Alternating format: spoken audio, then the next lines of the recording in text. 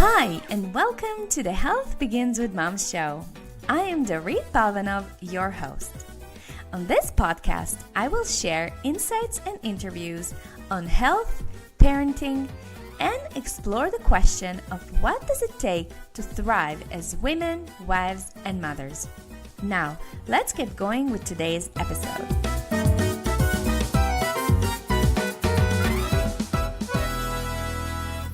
Hey everybody, welcome to another episode of the Health Begins with Mom podcast. This is Dorit Palvanov, your host. For those of you who don't know me, I am a holistic health coach for women, for mothers, and I work mostly with mothers of daughters who are like me, raising girls and who are on the journey of their evolution and their breakthrough in the process of self-discovery and understanding our human design as women, as females. And one of the things that I'm most passionate about is our mother-daughter lineage healing, which is something that is coming up again and again in my coaching sessions with my clients. And I just see how these wounds that we have, that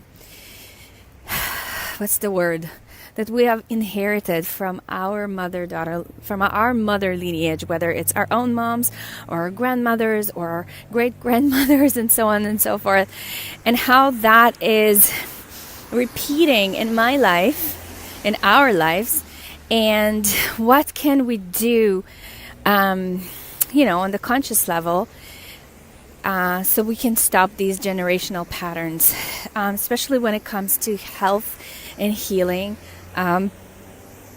There's a lot that is stored in this relationship. All right, today I wanted to answer a question I received from one of my listeners, and and this question is so poignant, especially after my Evolve conference experience with Dr. Shefali. I talked about it last week on the podcast. Oh gosh, these cars, 6 o'clock at night. By the way, I was really hoping to get my body moving today, but today was a PD day for my kids, professional development day for the teachers, so the school was closed. So I spent the whole day with the kids at home and really wanted to get into my Orange Theory Bootcamp class. And of course, my daughter decided to poop, so I had to wash her, I had to change her diaper, and then I was late to the class. Anyways, that's not what I wanted to talk about today. I actually am so proud of myself because the old me, let's say 2 years ago, I would be bitching about this and would be actually blaming my kids. Because of them, I can't make it to the gym. Because of them, I can't move my body. It's all because of them. So silly. Now I get it. So I'm proud of myself that I said, okay, I can't do that. I can't do yoga. Everything is closed. Or I'm late to all the classes. So I'm just going to walk. And while I'm walking, I am going to record a podcast. So I'm going to do 2 amazing things that I love. All right, so the question that I received from my listener is, so she goes like this: how I see myself with regards to my weight. I saw some pictures of myself at a wedding we went to recently, and I was horrified. I'm finding it hard to resist the chocolate and food that I know is bad for me. I feel like I'm going through a bit of self-sabotage at the moment. What do I do? Great question. So, I think we as women, we can all relate to this question. And I love how in the first sentence, she used the word see, right? She said, how I see myself with regards to my health, right? The word see is exactly the right word. Why? Because it's all about how we perceive our reality. Now, I'm not saying that, it's like it's a tactic to fool yourself or to lie to yourself. That's not what I'm talking about, right? If there are some health issues, if you need to, take care of yourself, whether it is to balance your hormones or to, to just stabilize your thyroid hormones, or the liver, or you have to detox to do, or whatever it is that you need to do. The word see actually signifies, I see it almost as like it's coming from this listener's higher self, because the truth is that however we see ourselves, however we perceive ourselves, it comes from the outer world. And I think what happens to us, to women, is it's like we're hoping to see a picture that we like, and then we're gonna like and love ourselves, right? Only if when I see myself as skinny or when I see my arms skinnier or leaner, then I will love myself. Unfortunately, it doesn't work like that. It doesn't work like that because there is no end. There is no end to this self-loathing. Believe me, I've seen it so many times with my clients, and I myself have been on this roller coaster, not long ago. So the best way to actually get results with your health, and sustainable results that will last, is to start cultivating an approach that is more inside out. Meaning, I love myself, therefore I take care of my body, therefore I am committed to going to the gym, going to yoga class, going outside for a walk. Even for me, subtle things like making an appointment with the hairstylist once a month, or get my eyebrows cleaned, or even something as simple as washing my face before I go to bed and putting on a night cream, because it matters, because I matter, because my skin needs it, right? So even simple things like that, it has to come from the inside out, and then the results will come only from the consistent work. That's how it works. It's not that you all of a sudden, going to feel different about yourself. No, things are not gonna, there's not gonna miracles happening there. It's really an inside out job.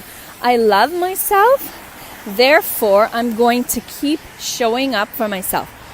Keep showing up, right? And then sticking to it. So there was a beautiful movie I actually saw at the airplane on our way to California, to Los Angeles, and it's called I Feel Pretty with Amy Schumer. I think that's how you pronounce her name. And this movie is like just a regular, chick flick, but I love the message so much, and I'm totally gonna ruin the movie for you just because I want to prove my point, but still, regardless, I really encourage you to go ahead and watch and see the movie, because it will make much more sense once you see it. Anyway, so in the movie there's this woman. She's single, probably in her mid-20s, and she's kind of a loser. She works at this, at this job that she hates, and then she's overweight and she knows it, and she kind of has, she has good friends, but she doesn't really appreciate it. She's single, so she's not dating. She's not, she's ashamed because who's gonna date her, looking like this. So all of this is shown in the beginning of the movie, and then there's this moment of her making a wish, and her one wish in the world is she wants to be beautiful. She wants to be beautiful because she believes that if she is beautiful, then everything will change. And so she goes to a spinning class and she knocks her head. And after she wakes up from it, she looks in the mirror and she cannot believe. She sees this hot, beautiful, gorgeous woman looking at her, and she cannot believe that that's her. Now, that's the twist, because she didn't change at all. She's exactly the same.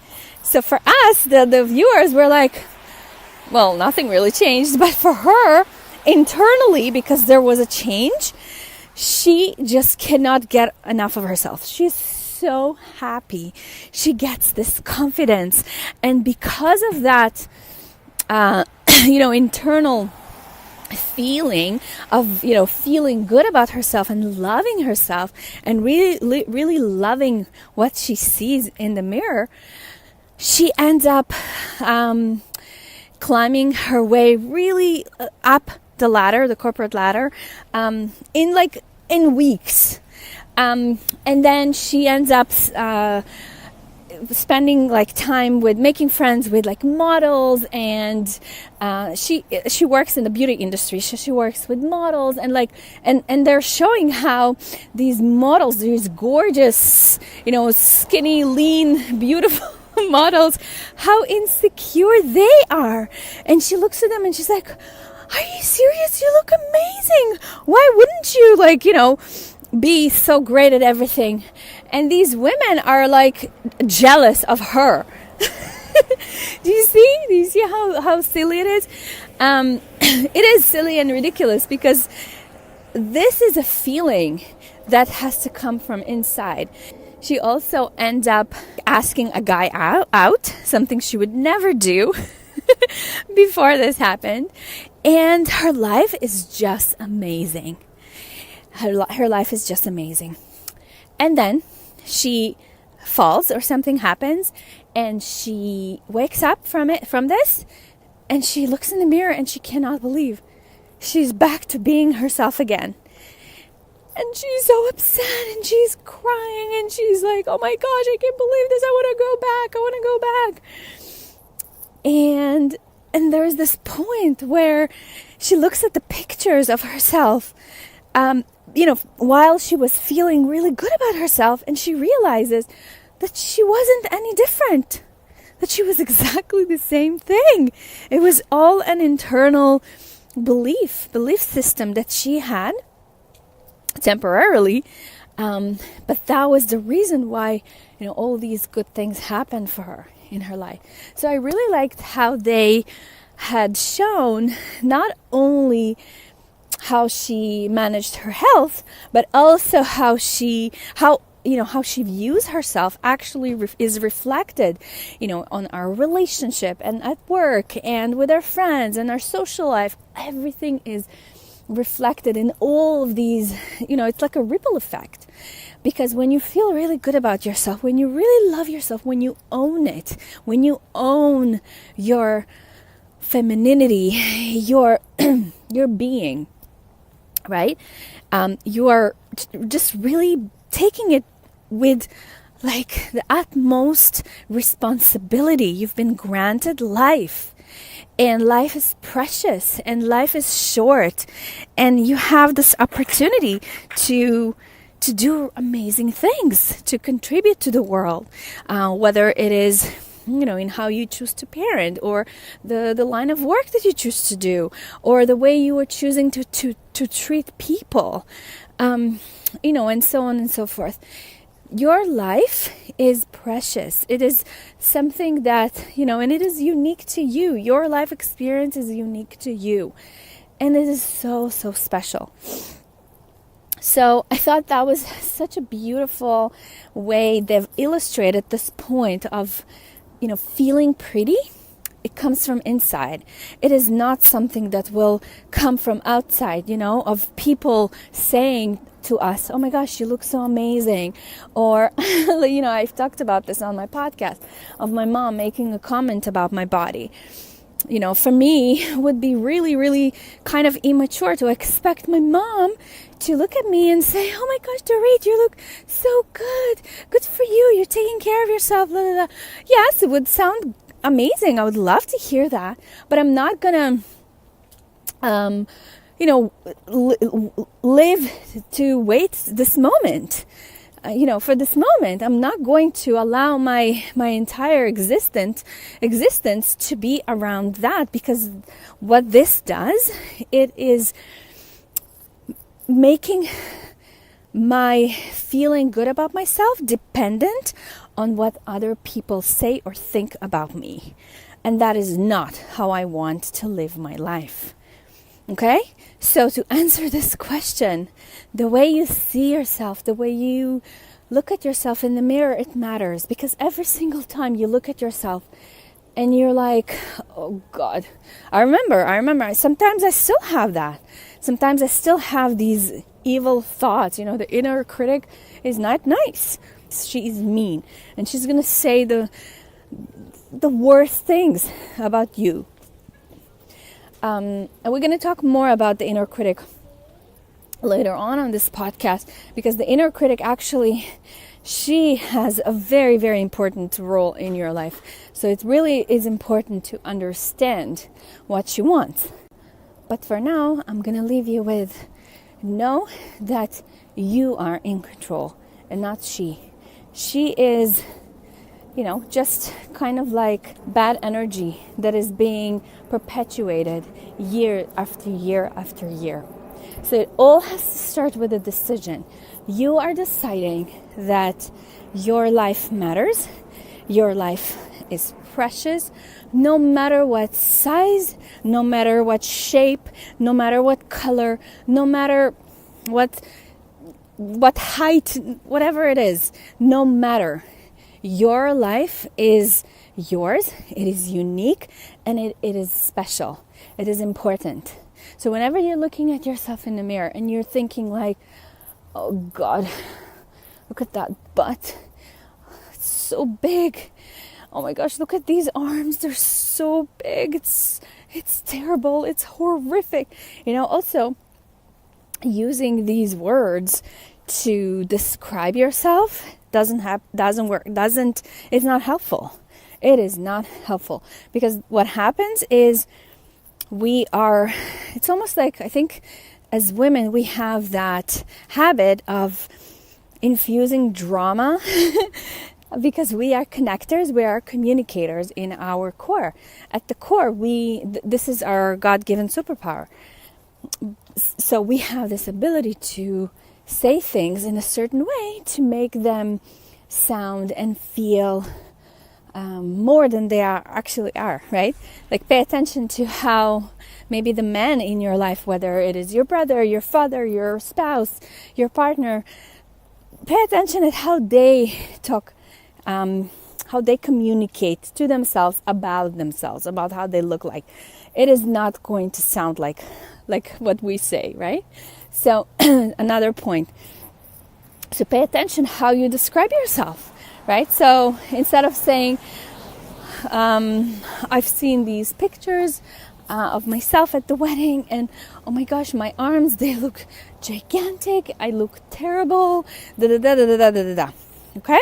Instead you can say, oh, hi, wow, that was such a fun wedding. Oh, I remember this moment, I remember this, and I remember that, and I remember how this happened, and I remember how that happened. So first, it is really your job to kind of coach yourself and surround yourself with positivity as opposed to negativity, right? So you don't want to start this downward spiral. So first, you are going to consciously choose positive thoughts, because thoughts, that's the only thing that you have control over. Okay? So after that, you're going to tell yourself, okay, I'm still working on this. I'm still working on this. And that's it. Close it, move on. There is no need to dwell on it.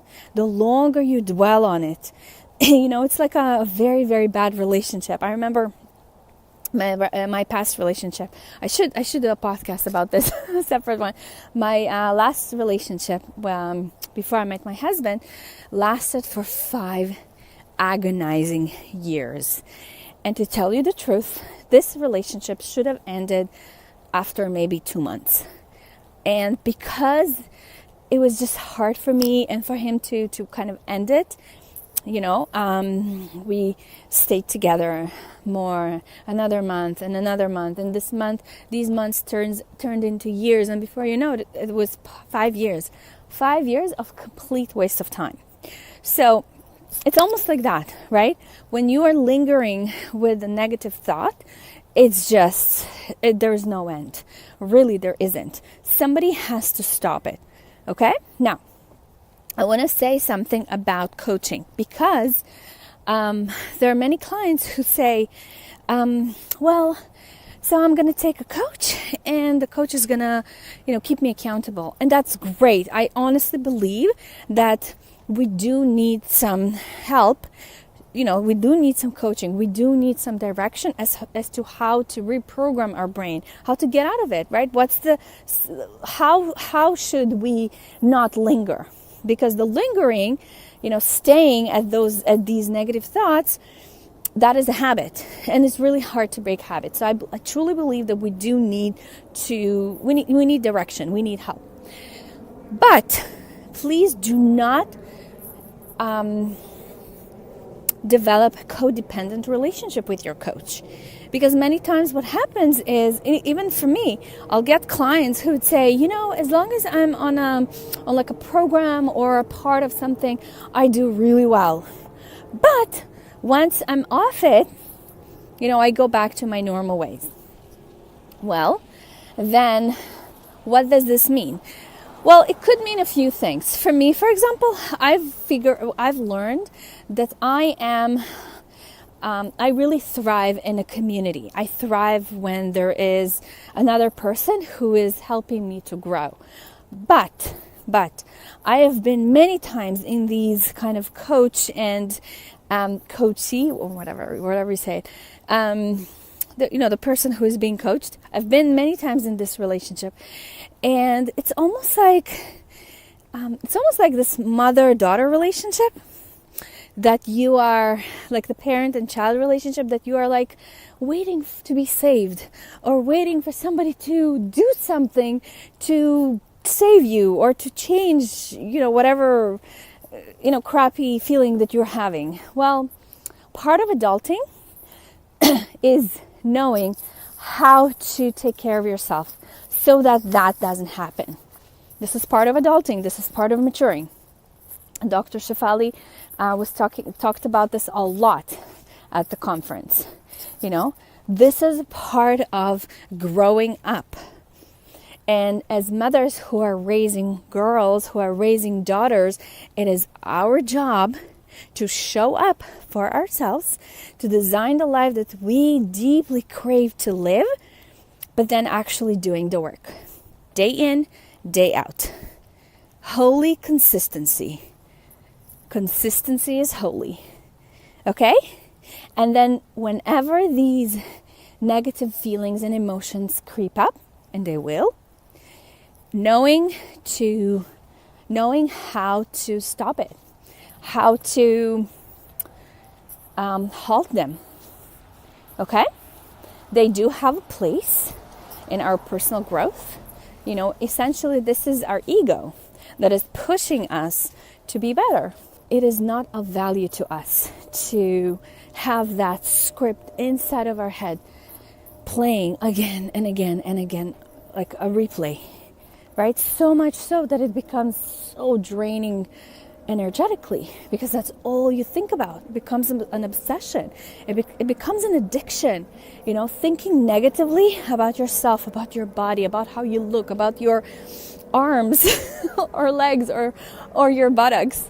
It becomes an addiction. But this is a self-inflicted addiction that really it is not doing any good to you. And of course, it's not doing any good to your daughters if you are raising girls. Because for the most part, our girls inherit the way they view their body, the way, they learn how to be a woman from you, from their moms. and from other women who are surrounding them.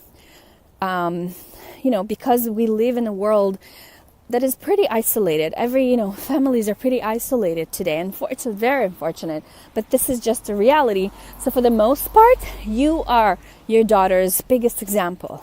And so if you want this generational pattern to be stopped, then you have to do something. You have to show up.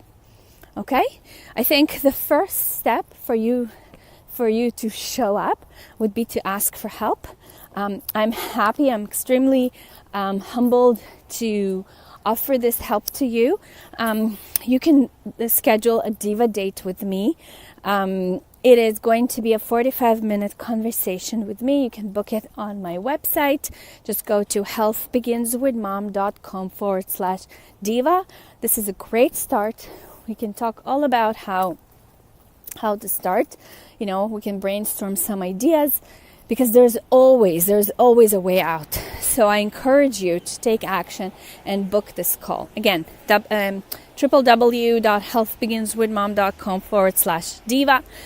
If you are ready to actually do the work, jump into a longer experience with somebody who will hold you accountable, then I'm happy to talk about the Health Begins with Mom Mastery Program, which is a 6-month coaching program. And to apply for that, just go to www.healthbeginswithmom.com/apply. There are a bunch of questions on this form, just to give me an idea of who you are, what you are looking to gain from this experience, how motivated are you, if you're ready and willing to invest in yourself. Because once you're invested financially, that is a pretty strong indication that you are ready. You are ready to do the work, and no matter what, because money is just energy. It's just, it's neither good, neither bad. So I do encourage, if you feel like this has been going on, whether it is a generational pattern that you want to break free from, whether you are healing the mother-daughter lineage, whether you have a health condition that that has been just annoying you and just standing in the way of you showing up for your family. Some of you told me that you just cannot wake up in the morning with energy. You just don't feel like you want to take on the day. You're too tired, you're too lethargic, and it's day in and day out, and nothing changes. And you're trying, and you're reading different books, and you're listening to different podcasts, and you're taking a bunch of different supplements, but for the most part nothing really changes. And the reason is because you need to have a custom-made plan laid out for you, and then somebody who will show you the way without developing a codependency. Super, super important for me as a coach, for me as a healer, for me as somebody who helps. I do not want somebody who will be dependent on me or anybody else, right? It is all about showing up for yourself, doing the work, growing from it, and then moving forward. All right? So that's what I have for you guys. Thank you so much for listening. Oh, I'm going to ask you guys, please take just 1 minute and rate or review the show. It helps so much to bump the show on iTunes. So, for those of you who are new to the world of podcasting, podcasts are growing like crazy now, because moms and busy people are understanding that time is of essence and we no longer have time to sit and watch videos on YouTube. It's just, or webinars. Oh my gosh, when was the last time I participated or watched or followed a webinar?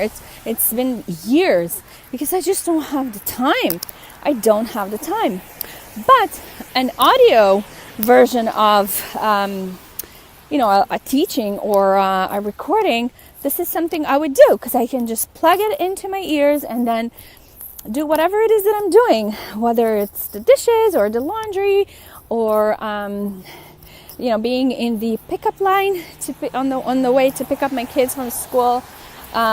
Whatever it is that you do that doesn't require looking and watching, and audio is amazing. And so what's happening in the world of podcasting, it's growing, and there are more and more women and mothers who are using iTunes like a search engine. So if they have a problem, they'll go on the search bar and they'll use whatever keywords that they want to use, and based on that, iTunes will present the shows that match whatever they typed. So when this show has ratings and reviews from people who enjoy the show and benefit from whatever you guys learn here, it can also reach other people. And so I would be forever grateful. That is the biggest gift of thanks that you can give to me. Just take 1 minute out of your day and either rate or review the show so that iTunes knows to show the show to more women. All right, guys, thank you so much. I love you all. If you have any questions for me, you're always welcome to send them over to Dorit at healthbeginswithmom.com, and I'll do my very best to answer them on the show. All right, guys. Talk to you soon. Bye. Thank you for listening to the Health Begins with Mom show. I love hearing from you, so please post your comments and questions over at healthbeginswithmom.com/podcast. If you love the show, please share it on social media and in your real life with other moms who might enjoy this content. And if you have a burning question or topic you'd like me to hit on the show, just drop me a line at dorit@healthbeginswithmom.com. And if you love this show and really want to support it, please go to iTunes, write a review, and subscribe. Thank you so much for listening, and I'll catch you next time. Much love and many blessings.